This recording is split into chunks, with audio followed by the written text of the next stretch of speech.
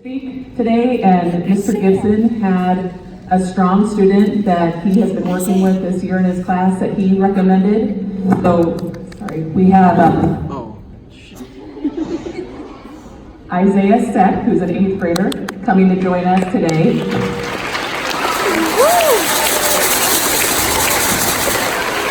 Are you supposed to go up? Go. I think she's waiting. And one thing I know that Mr. Gibson wanted to say is for us to focus on, every day, but especially as we're focusing on celebrating diversity, is to really open our eyes and our ears and our thoughts to other people's experiences. And I know Isaiah is going to speak to that today. So let's be really good listeners for him and give him a warm welcome. Go Isaiah!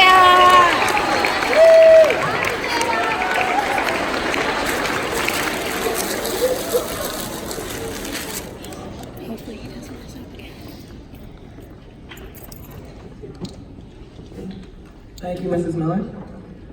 Hello, as most of you know, I'm Isaiah Seck. I am an 8th grader. I am from Southern California, but I moved here 2 years ago. And for the past couple of months, Mr. Gibson and I have been discussing about racism in the country.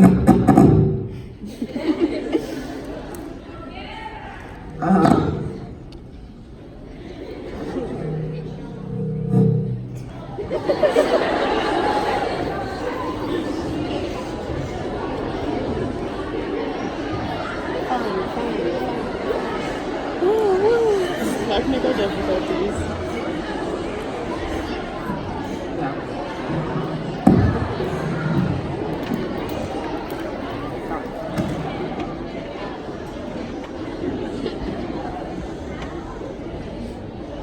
Hello, working? Cool.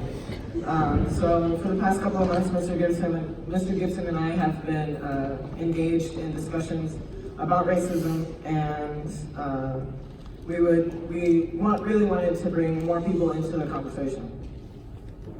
So, by a show of hands, how many of you have played with Nerf guns outside in your backyard?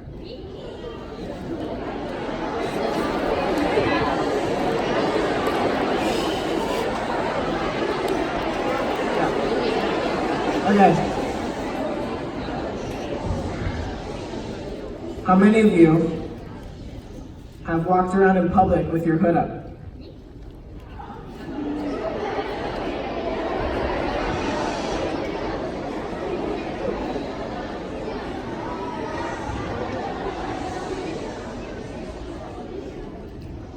How many of you have walked around in public with your hands in your pockets?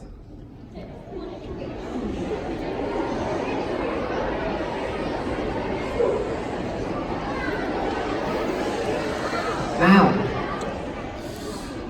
how many of you have ever thought of these being a situation of life or death?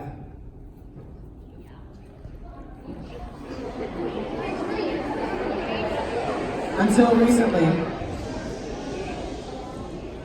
recently, I didn't understand these either. For instance, as a child, I wasn't allowed to play with airsoft guns or Nerf guns. And on trips around town, my mom would always remind me to take my hands out of my pockets and remind me to take my hood down. This was mandatory because of the killing of a 17-year-old, Trayvon Martin, who was shot and killed for looking suspicious in a neighborhood with his hood up. And Tamir Rice for having an airsoft gun and being shot and killed in a 2-second decision by police. I remember this one time in elementary school when I came home to tell my mom about playing tag at school. What I was met with was a stern response that I will never forget. I was told that I was not allowed to play tags with other kids at school. You see, I lived in a predominantly white neighborhood, in a predominantly white town, and went to a predominantly white school. I was more athletic, faster, and stronger than other kids. and my competitive nature and my strength could be seen as a negative. If I were to tag another child too hard and they fell down, I could be seen as too aggressive and dangerous. This was the case in my first baseball experience. My mom signed me up for a t-ball league and that I've been waiting to play my whole entire life. I was 4 at the time. My mom said, as she sat in the stands, she heard the other parents discussing about how I should not be there and how they thought I should go to a different league.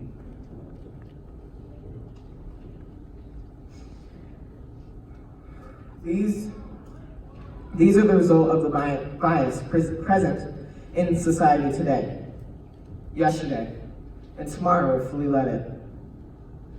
Bias is a preconceived notion that blinds our thoughts and actions. Racism is a type of bias that deals with one's skin color.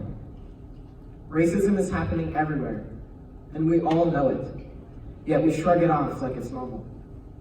It's happening in our country, in our cities, in our states, in our neighborhoods, and maybe in our own homes. Talk of racist actions is moving throughout our communities. Children of color have to grow up knowing that they will be singled out and life will not be fair to them. Those children, though best in the classroom, on a field, or at home, will not be treated justly. I will never understand how a single individual, when given power, can turn its own nation against its own citizens. There should never be a place that accepts and embraces hate, which then permeates a society and divides a civil nation. It happened in the 1930s and 40s, and Dr. Martin Luther King Jr. talked about it in 1963. I have a dream that one day this nation will rise up and live out the true meaning of its creed. We hold these truths to be self-evident, that all men are created equal. That dream, that one day, to his dismay, still has not come. Well, yes, the segregation of yesterday has ceased to exist in its more obvious state. But to this day, we are still not able to say, as Dr. King put it, live in a nation where we are not judged by the color of our skin, but by the content of our character. We are not truly free, and we will not be truly free. We need to do more than hope and dream if that day is to be realized in the near future. That was said 55 years ago. We are now in the 21st century, and the extreme racism and segregation of that time were transformed into what racism is known now as. Which is what? What is racism in this day and age, other than a glance one might get from someone passing by you on the street, or being singled out as a student, athlete, or just an individual of a different race? In the US, the primary document that founded our country introduced a system of racism towards Black Americans. Not only a glance, but a watch list for African Americans to imprison them 6 times more than a white man. And 1 in 10 Black children in America has a parent behind bars, compared to about 1 in 60 white kids. To this day, over 2.3 million African Americans have been incarcerated. The problem with that is that if a white man does the same crime as a Black man, an African American would serve a more harsh sentence. So with that in mind, who is to say that America has been great in the first place? If we are to make America great again, we must work to fix these thoughts. And once we are able to work together, to struggle together, to pray together, to go to jail together, we, as a whole, will be free of these racist thoughts. Thank you.